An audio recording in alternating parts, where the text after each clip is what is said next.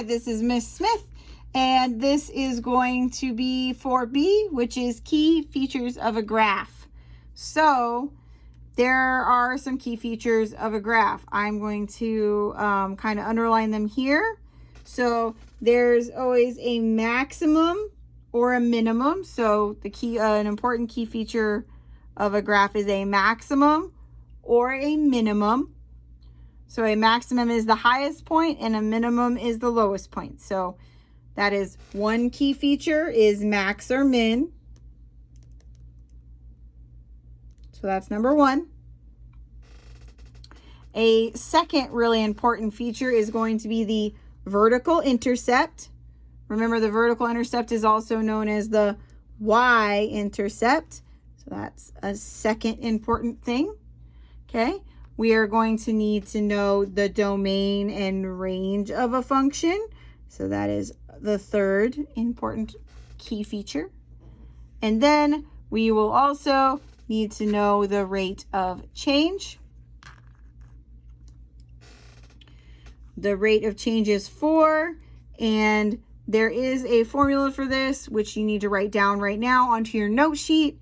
So it's going to be basically your y's, your change in your change in your y's. It's very much the slope formula. So you're going to take the y's of the 2 points you want to find the rate of change for, and then you're going to average it by the difference in the x's. So there are many forms for this, but this is the simplest one, y1 minus y2 and x1 minus x2. These are called subscripts. That means you're taking the 2 points you're looking for in the range, and I will do an example of this so you can see it. So starting at the top, what is the vertical intercept on this graph and what does it mean? Vertical is obviously this y here, and intercept means where it starts. Okay, so that's where we start measuring. So this means when we started measuring in 2010, there were 36.5 thousand students. Okay. Whew. That's what the y-intercept means.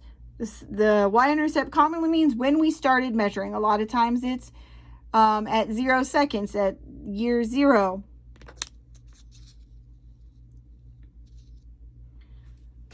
Second, minimum or maximum. So a minimum is the lowest number, the lowest a function goes, and the maximum is the highest.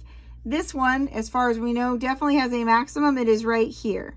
So it is just over 39,000. This is our maximum. It's just whichever one is the highest.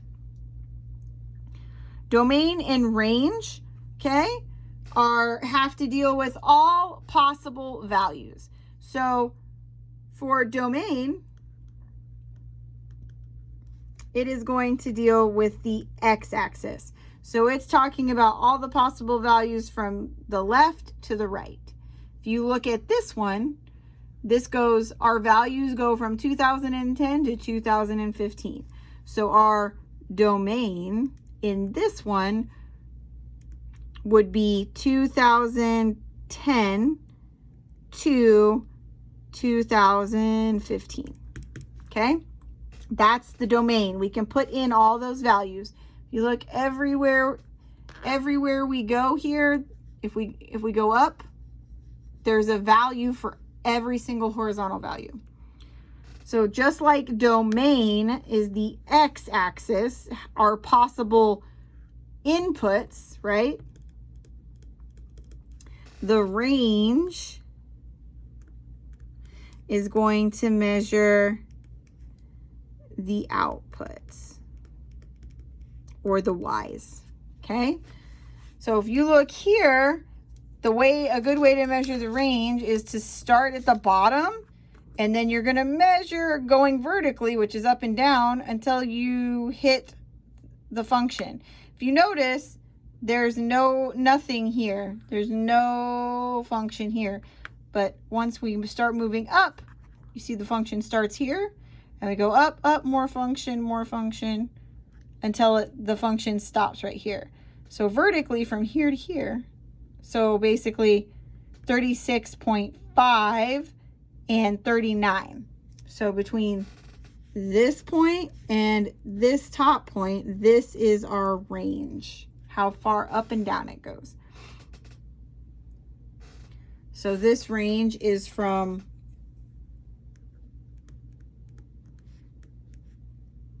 36.5 up to 39.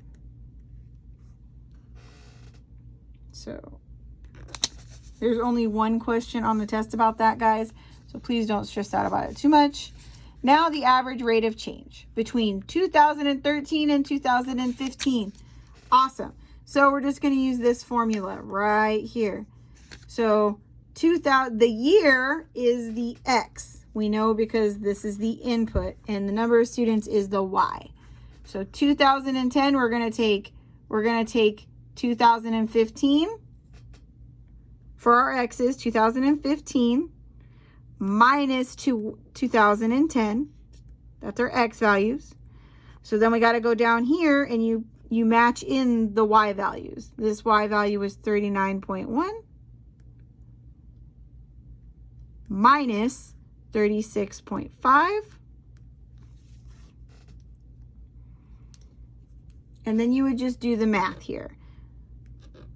You would subtract this, maybe even on your calculator.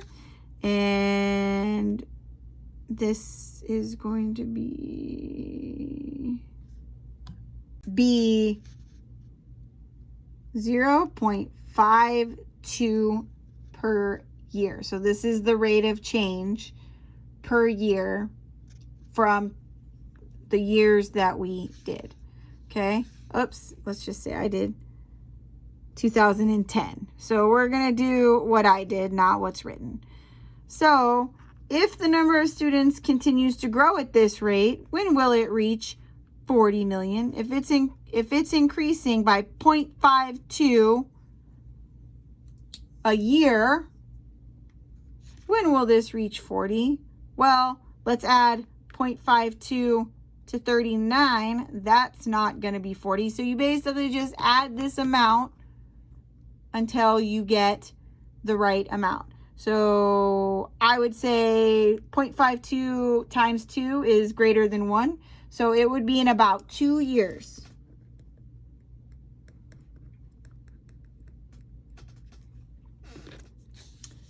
And that is all you should have to know about identifying key features for target 4B.